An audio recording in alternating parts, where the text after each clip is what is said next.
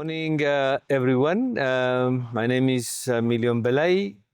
This is the podcast called The Battle for African Agriculture, where we explore, initiatives, where we speak with people who have knowledge and experience. And in this podcast, as you know, we explore the influence of colonialism on African agriculture, and also the initiative of some really, really great Africans who are making it through the methodology called agroecology. It's a way of life. It's more than a methodology. So today I'm very, very much happy to have with me Mr. Wali Alwana. He's the father of Ed Mukubi. Ed Mukubi is the president of Slow Food International. But we're not talking about his son, but Mr. Wali Alwana by himself is a really, really knowledgeable person. I went to his farm, to visit his farm, and I was taken off my feet by the level of knowledge that he has, the level of experience that he has in quite a range of things. So we will discuss and we'll talk and we'll converse about these critical issues. Welcome.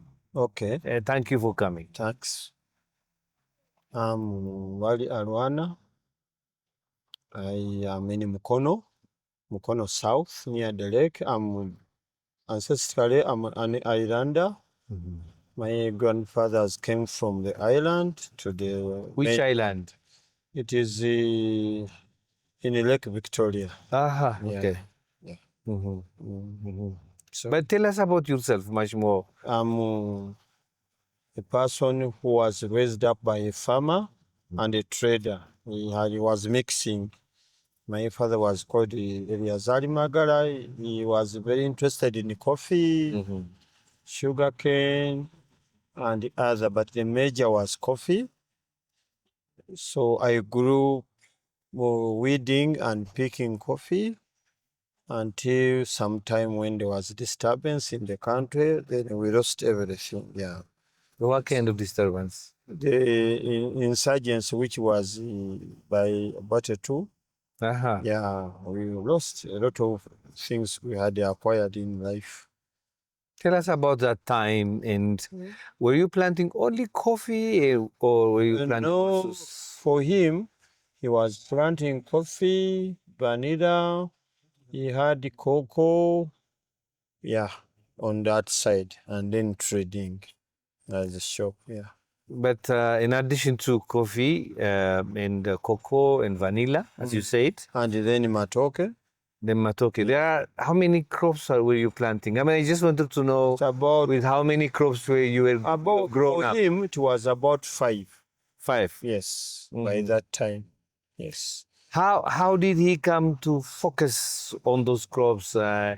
And was it because he's learned it from the Yeah, colonial? you see, Yes.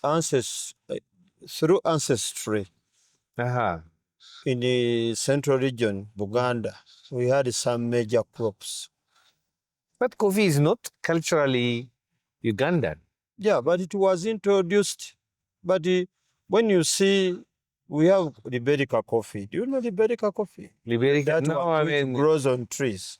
aha. Yeah, it was there. So it was there in my grandfather's garden. I don't know how Yeah. it came, Uh-huh. but this one, I think we were near a research station, Chituza, Uh-huh. then Nakori. This is, I think, where they acquired, and the birds used to eat the coffee and throw in the nearby forest. So these people could go in the forest and get the planting material. What about cocoa? Cocoa is not. Cocoa Uganda. also, in my area, it originated from Chituza, the Nakori, because in Chituza, they had a research on cocoa, on coffee, on palm tree, on quinine, yeah, all those. So people could go there. For vanilla, there was a vanilla farm by the Europeans at Salama Tea Estate. So all the neighboring farmers would go and steal the planting material. and plant. So what happened to it? What happened during the disturbance time?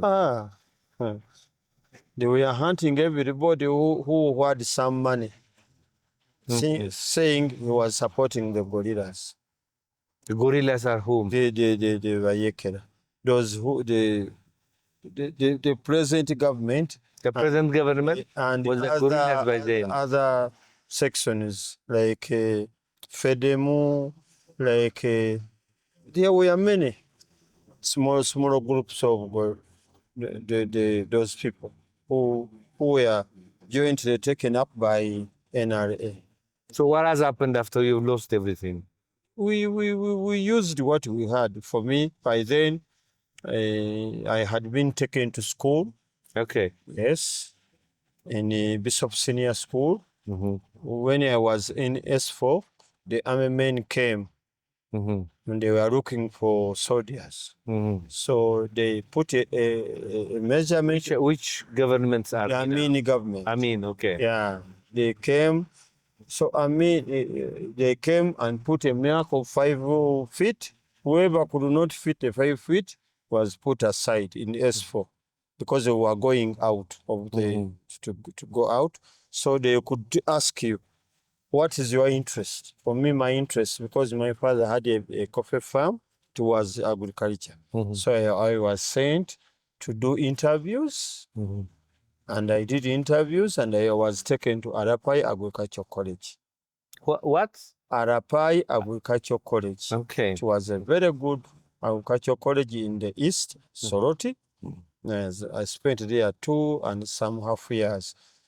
This is when I entered government. After qualifying, you were given the job of an agriculture assistant. But I did not work because by the time I was coming out, I had qualified to start work.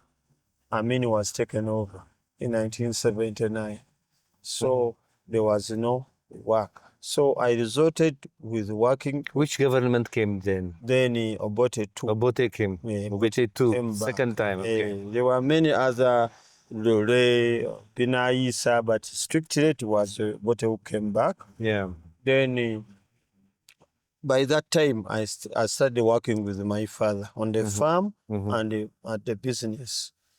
So that's why I could practice my So you started again a business, your father? Yes. After you have lost everything and he started some business? No, this is now. We didn't lose in Amin's time.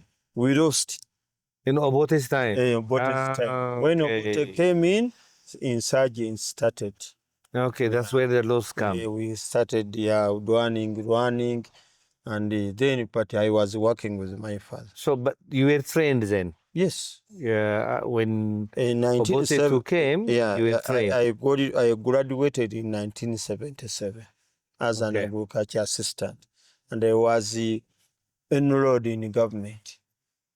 So, but there was in 1980 we worked somehow with them, but from that period, I mean, had a lot of disturbance. There was no real work. There was also corruption. There was there was no strict government you could see.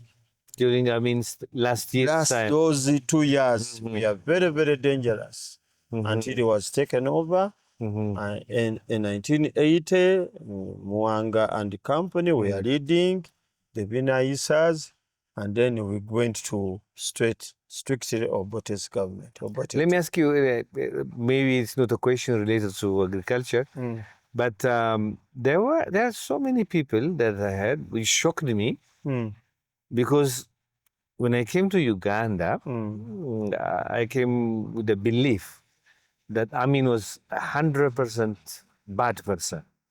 It was very bad for the country, very bad for the people. But some people say that no, they don't see. I mean, that's like you conquer with those people.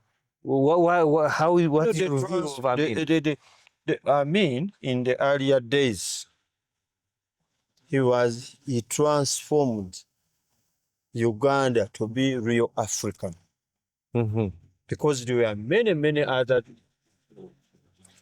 colors, we call them colors. But he was good. He was good somehow until he got challenges within. Mm-hmm. Yeah, because there was a transformation of businesses Mm-hmm. to Africans, but the Africans mishandled most of them, these businesses. It After was they got their made, business from, yeah, for example, from Indians, yeah, then they abused it. the people could just marry what they, you see, getting money which you have not worked for Uh-huh. is not easy to handle. Yeah, So exactly. Yeah. okay, the challenges came when the insurgents started and killing started. You could be confused. You could be inside by 3. You were inside. You could just see through the holes. So that period, the last 2 to 3 years of Amin, we are telling. Is what we know as a Yes, bad, yes. I mean, But the first years, 71, 72, it was only some poverty because a lot of things had happened, and many countries had blocked businesses with the government. But okay. we were going on. Yeah. But these last years, Where the, when the insurgency really cropped up, and everybody wanted to take over. okay. Okay, so during the Obote government, because of the insurgencies, you've lost everything. Yeah, because Then, yeah, we were labeled to be rebels, okay. supporting rebels in the what? In the forest. You are supporting.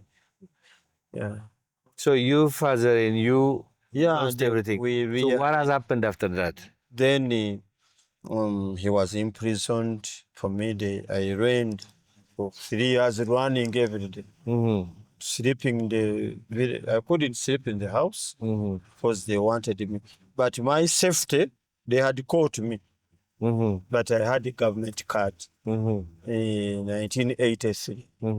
By then, they had issued a card of an agriculture assistant. The army men said, you are not a gorilla, you are a government what? Officer. I just said, I will not take you. You run and go. So after what was taken out, sanity came back. So structured from 1986. Yeah, it went Sanity? sanity. Who is sanity in the Sanity, country? Yeah. yeah. Okay.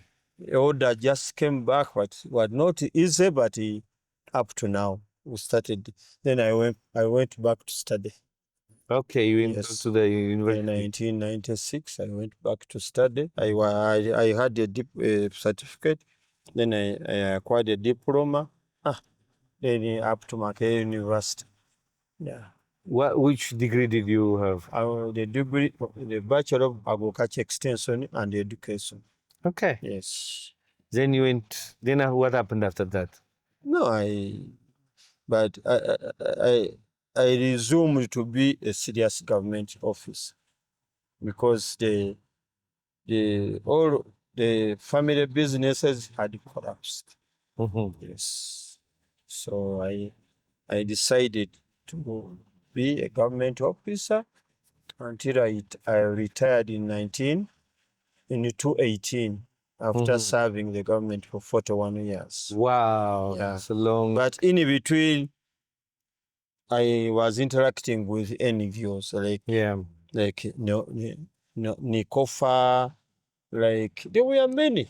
I was because Nikofa is a Ugandan organic agriculture. yeah. It was based in Germany, group. supported by Germany. So from Nikofa, my boss was the head of Nekofa. He said, can you handle this? You're a good person. You are very hardworking. Then he took me to sort of, I went to Italy and I saw what was going on. Then I said, this is agriculture. So my thinking was near. Then I joined ESAF also. There are others which I joined, but there's. But the question would be the shift that you had from conventional form of agriculture into what you are doing now. How did that happen? Sometime I was given a privilege to go and study in the Netherlands. I was, it came all about when I was heading Mukono County. They had promoted me when I got a diploma, and we had a project of agriculture extension. So I did very well. They promoted me to head Mukono County, heading many officers, and we are analyzing problems in household problems per village, and then looking for solutions. Each member had 11 groups to concentrate on. So it was a very nice project, a World Bank project. So when in these villages, they were near town, these women had been given very big animals, Frisian cows, and they are being signed by women only. So when they come to your wife and they give him a very big animal, and you are not part of that system. So what do you mean you are not part of that system? the animal is owned by the lady. She acknowledges it, and but it is for the family. But then we men will say, so we want to see house per house what are the challenges. So these people in this village who had been given these Fijian cows had many problems. The animals were very weak. They were not feeding well. Also, there was a gender problem between the man and wife. It is a white cow. It takes 100 kilograms, 40 liters of water, and the woman is weak. They cannot have money for laborers. Then we said, this is a problem. The households were growing weaker and weaker instead of growing what? Because of the cow. It could have given them milk, but there was disparities between the two. So to understand very clearly, they said it was woman-led project. So they gave the cows only to the women without the other members of the family consenting and participating in the process. Government participation, it is. So it didn't happen. Yeah, in most of these homes. So it didn't happen. Very few had the very good men who could help these women. So the men were not helping the women because it's a woman. It was seen as a woman thing. Culturally, in my area here, Central, all big things belong to men. Yes. So we started with these people, farmers, and we had to create solutions. To what? Find solutions. Solutions, okay. The best solution we discussed with my staff is to make sure these ladies also undertake small animals like piggery, like poultry, rabbitry, all those which are easy to do, to manage, which don't require a lot of income, expenditure. So I wrote to my boss. By then he was studying in Wageningen University. Then he said, this is the solution, and it was the solution which is. Then he told me, can you apply so that you can go to Holland? They have a good course, a short course. Then I went to Holland. What I saw, and because I was comparing Uganda, especially my area in Central and Netherlands, we are far much better. But those people were using whatever resources, economically and organically. They had very small areas. They were even buying organic matter in supermarkets. I was noting. When I came back, I said, I have to try. By then, I had a small piece of land. Then I bought land. That land you saw. I started with my home. Small. Then I bought that land. She had the coffee, 3 trees of vanilla, and the other trees. So we started by growing sweet potato, bingo. We are conventional.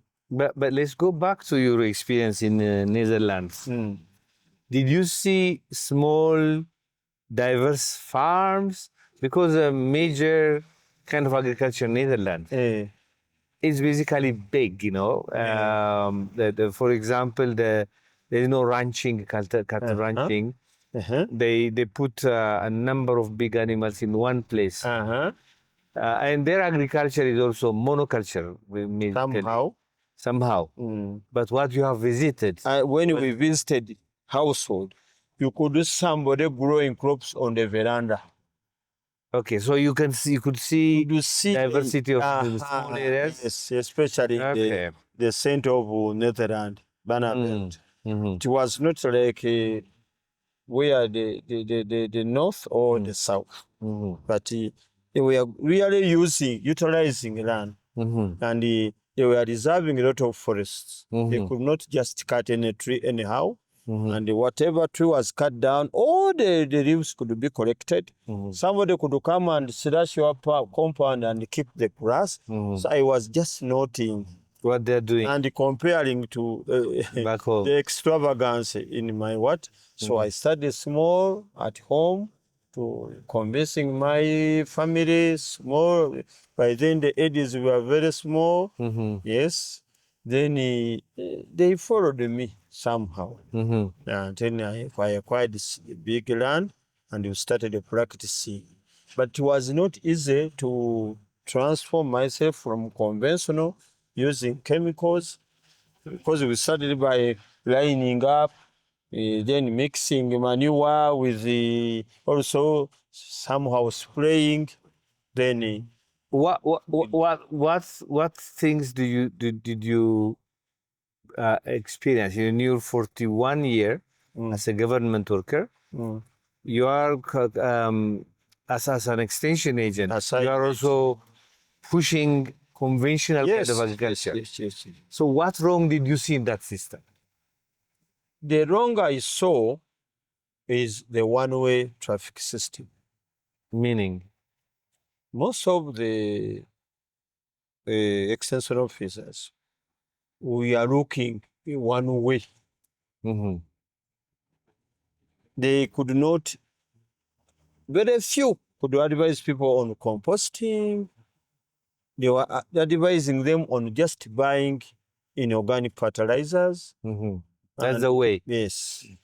They could not mix for us, we started mixing culture and convention. Yes.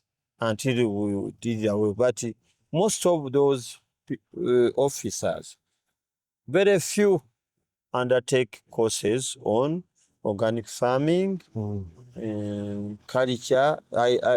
There's only one course which started changing them. In the universities? IPM, Integrated Pest Management. Then there were other courses on soil. Yeah, there were lecturers who were lecturing on the organic way of soil management.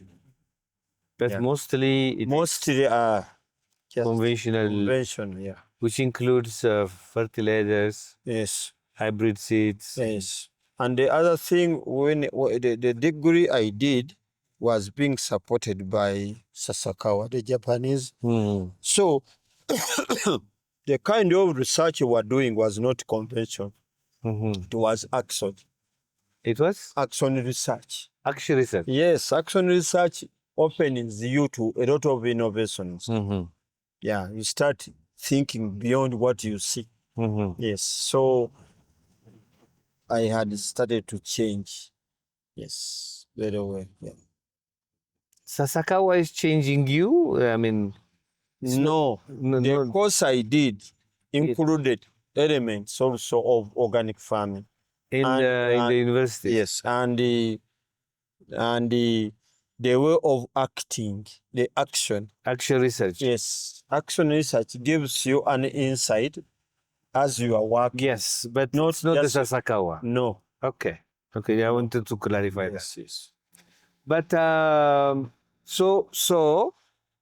what have you seen when you compare the conventional agriculture that you've been experiencing for years and now different kind of agriculture? How did it compare in a practical way? In a practical way, the when we are doing conventional agriculture, we are using a lot of chemicals and fertilizers. Every season, you had to apply. But when we tried using the hybrid, mixing is manures and some fertilizers, we started to see the difference. We started slowly. They are not very easy to see. It takes time. We started to take time and say, this coffee is now different from that one. And all those cultural practices, we started including soil and water management. Then in practice, because most of the things are done theoretically up to today. There are very few people who can sit in the garden and do the analysis. Yes, so you start analyzing to see, oh, this one has worked and this one has not worked. And also the most difficult thing was to change my family. Yeah. My wife was saying, you are wasting time. You see, then I told her, no, this is the way. Most people, especially in academia, in policy environment, say that you cannot feed your family and making it bigger, your country, even Africa, without chemicals, without adding some kind of chemicals, without reorienting your agriculture to market-based agriculture, without using hybrids. What do you say to that from your practice and experience? In some countries, it is yes, because they are feeding on one crop, like maize. But in other countries, like my area, no. Because in my 1 acre, I had bananas every day. I had sweet potato. I have up to today. There are areas you can say that is for sweet potato. We had yams. So we had cassava very much, beans, some maize. So you could intercrop accordingly. While in other areas, they grow monocropping for one season and they wait for another what? But for us, you eat every day because you plant every day. And those like yams mature in 9 months. Sweet potato matures in 4 months. Banana, 7 months. You can see always there's a variance of what to eat. So there's always food. Yeah, there's food always. And there's always greens can be intercropped anywhere. Fruits like this one can grow where a coffee tree is. Yes, a mango tree. So it depends on the way you treat your garden. I mean, if I ask you a question, how many plants do you have? Food plants do you have in your garden? Just a guess. It is about 10. 10 plants. Leaving out the trees. Because I have trees. There are many trees. Yeah, we have seen some trees. Yeah. But plants, they are like seriously 10. And another criticism is your kind of agriculture needs a lot of work. So they say that are you adding drudgery into woman's life? That's what they say. So what do you say about that?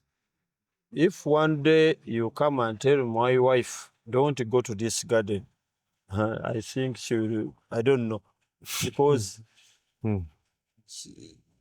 our women, especially those in Central, once we include certain crops, beans, groundnuts, sweet potato, then this major, the banana, they will never leave that garden. Mm. Yes. Because always they have, every season, she will be having some harvesting of groundnuts, maybe one bag. Harvesting of beans, maybe one bag. She will eat beans from the leaves up to the dried bean. Mm-hmm. And that family will be having food. It is better than somebody growing millet from here, the whole acre millet. It will be having what? Only millet. One crop, yeah. But here you have a diversity. And there's always food. And now we have put in what? Apples, like what? I've forgotten.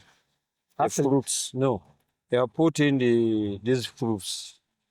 Mango, Yeah, avocado. I have 140 mango trees intercropped. Mm-hmm. And now they are going. Yeah, you will never. They have this, the purple thing. Or for the what? Put in the name. Vanilla. Vanilla is a man's crop, but see it brings. It's fine. It's fine. It will be very little.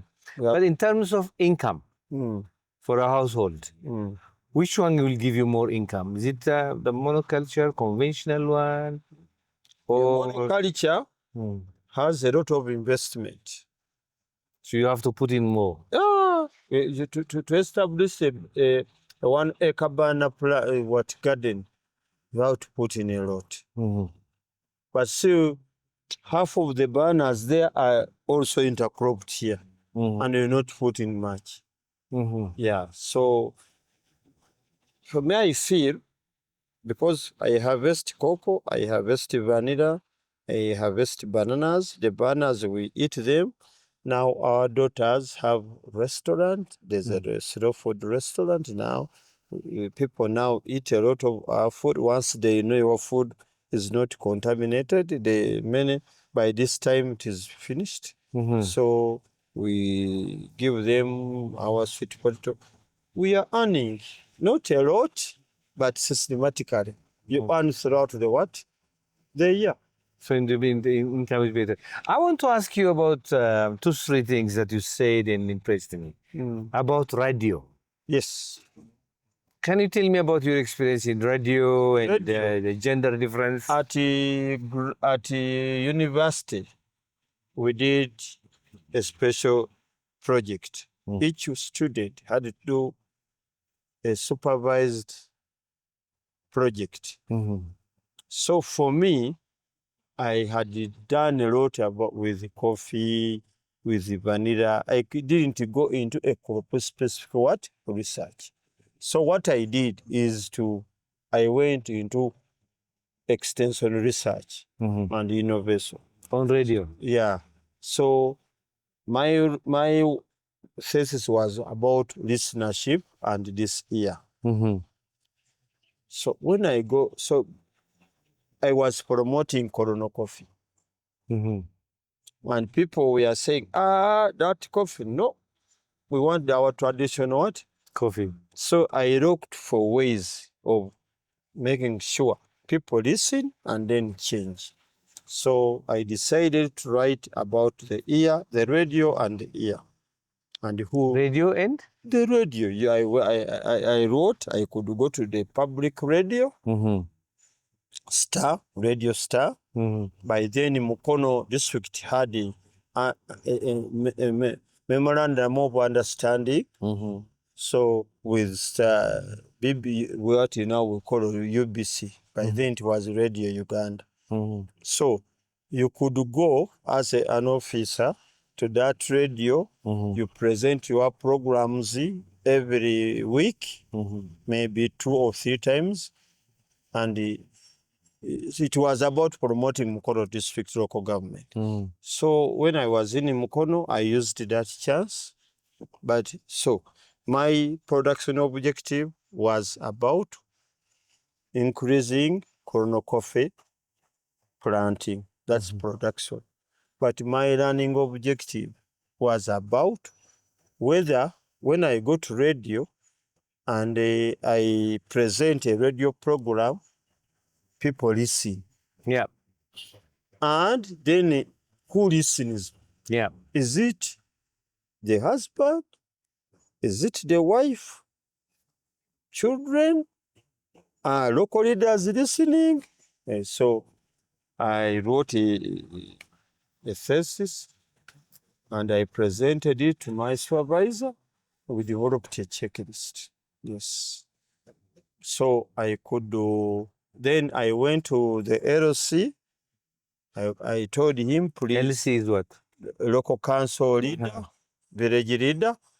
So when I was on radio, I could say, all of farmers who want to plant Mukono coffee, you go to Mr. Walusimbi, the LC1 of Ntanzi Parish. He knows all about the coffee, the Mukono coffee, and because I had already educated him and we had planted a small garden. So you will pick the knowledge and the seedlings there. And you leave your name for me to come to your farm. So I could pass on that information because it was a university study, Design study. design study. It was, I did it for about 3 weeks or maybe 3 weeks. Then I could go and take results to my chairman and the nearby. So my supervisor told me we developed a checklist of asking people, whoever had listened in that area, not even the chairman, but other people. So I was selecting homesteads on this side and on this side. And then I went to there was a marketplace nearby. So I also had a questionnaire for them. And then I had a questionnaire for our local leaders. We had local leaders at the village level. We had local leaders at parish level and sub-county level. Okay. Then in this, I selected 40 households. And I was questioning the wife and the husband. The children I left out. Then, yeah. So it came out as a result that 8% women had radios, but they were not listening. They didn't have batteries, and they were by the time a woman wakes up at maybe 5 in the morning because the children are going to school, and the rest of the time, the man was, even it is happening today in my home. I have my own radio, but sometimes As husband. yes, my wife puts on the phone radio for prayers and just that. Even today. But for me, I listen from 5, everything until I go to work. So very few women who are listening to radio up to today. So communication actually has failed then, because we could not, Yes, not it is communicating to women. Yes. That's the conclusion of your research. Yeah, because most of the farmers are women. Okay, also husbands can listen, but they go much on politics, on business, so they don't listen to a lot of agriculture information. So I had some questions about agriculture. Do you follow agriculture programs?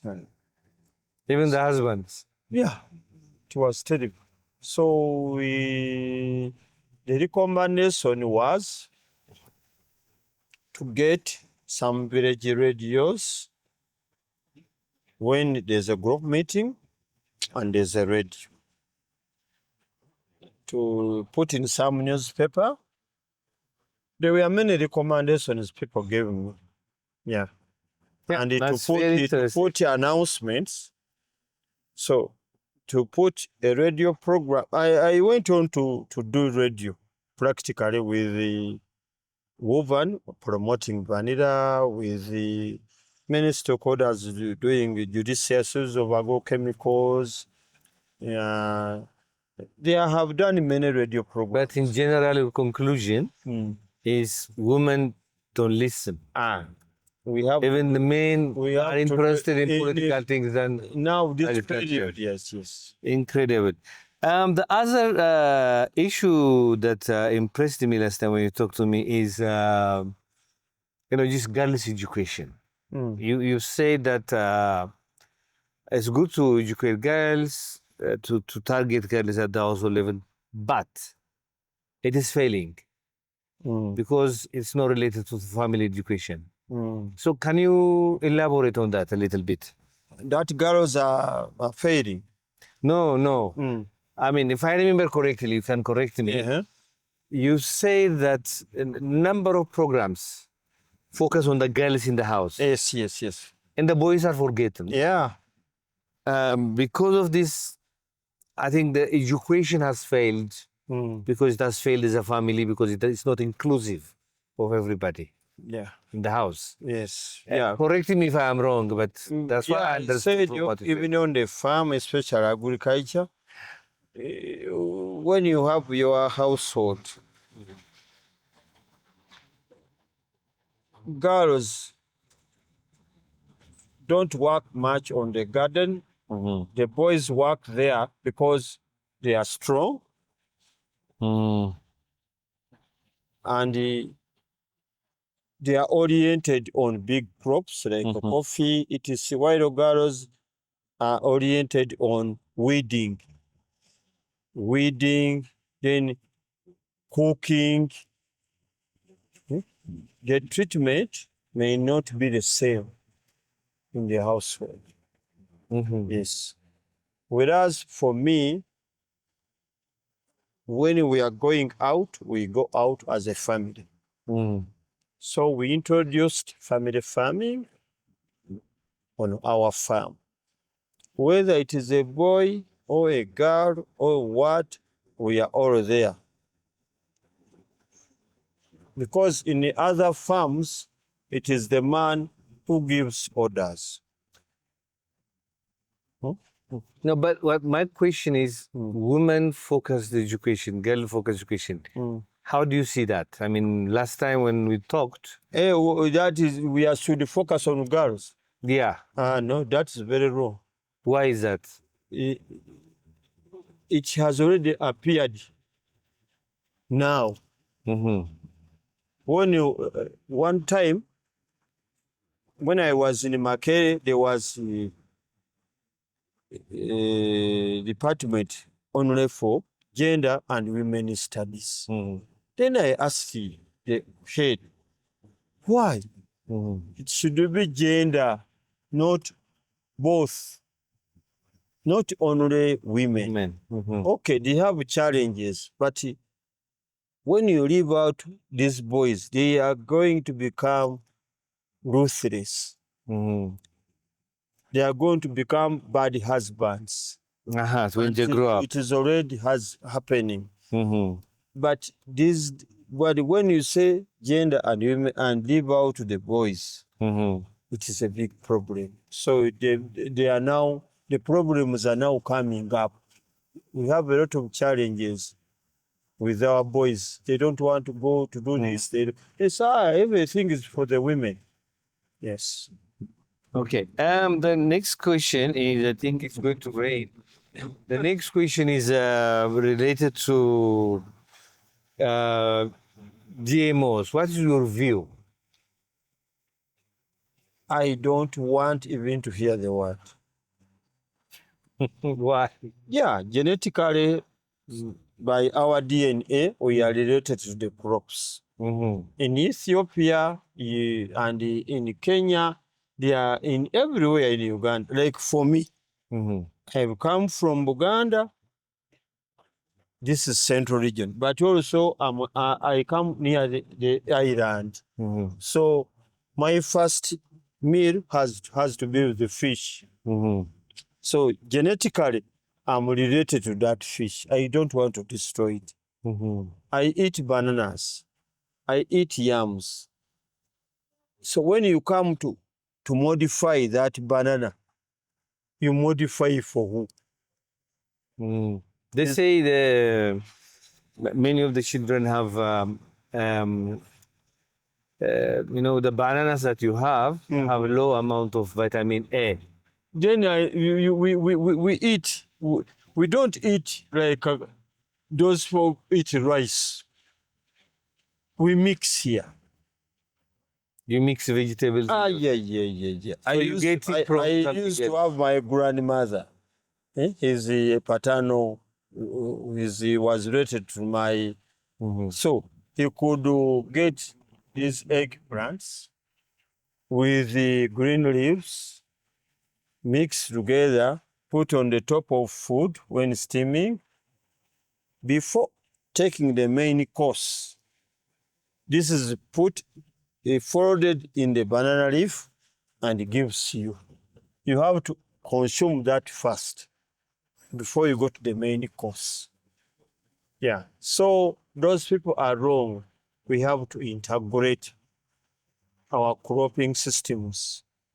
But how many varieties of banana do you have? I don't know. The matoke even has different varieties. I heard that there are 58 or something. When you are going to cook in the marriage, we cook a different banana. For children, you cook a different banana. There's banana for, I don't know, fingers. You see, on the plate, you eat about 4. That's the breakfast. And it's very soft. Yeah. So each variety will pick. There are those which don't mature early. They wait. Yeah. Chibuzi. There are those which mature early. So every time you have food.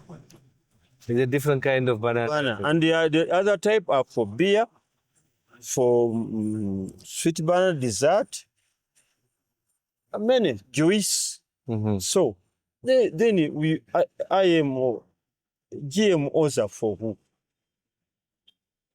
I don't know. We don't want them for us, as you saw in my garden. Just increase the inclusiveness, the biodiversity, the soil health, etc. You work on those principles. It's not easy, but you go on working on them until you get a good synergies.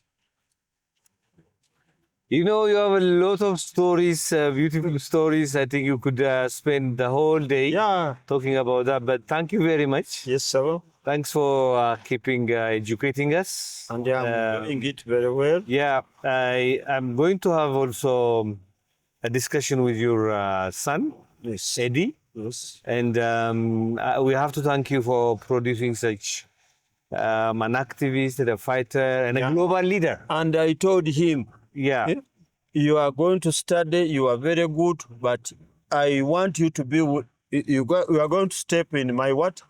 Footsteps. This was a good boy who had passed well at S4, passed well at S6, and then I told him, this is now how we are going to separate. You have to go to agriculture. Then he accepted. No, that's fantastic. And thank you very much for raising such a great boy. Yes. There's a lot of noise. But thank you very much. Yeah, and I'm always watching. And we are, even if he's in all this person, we still do. Yeah, he always farms with you. Yes. That's fantastic. And we exchange. This I'm correct here. You might be wrong here. That will ground him. Yeah. That will ground him. Thank you very much again. So I appreciate your visiting to my garden. And I would like more visits by other people. And I thank you for calling me here. I'm a villager. There are so many other people who have invited for this podcast. No. So many people can come, but not as knowledgeable as you. So you've lived in the two worlds in a way. Yeah. Conventional agriculture. Now you are doing agroecology. And I can still tell somebody, what are you going to do? Yeah. That's a very bad chemical. Yeah. Thank you very much. Yes, sir. Really appreciate it. Thanks a lot. Yes, sir.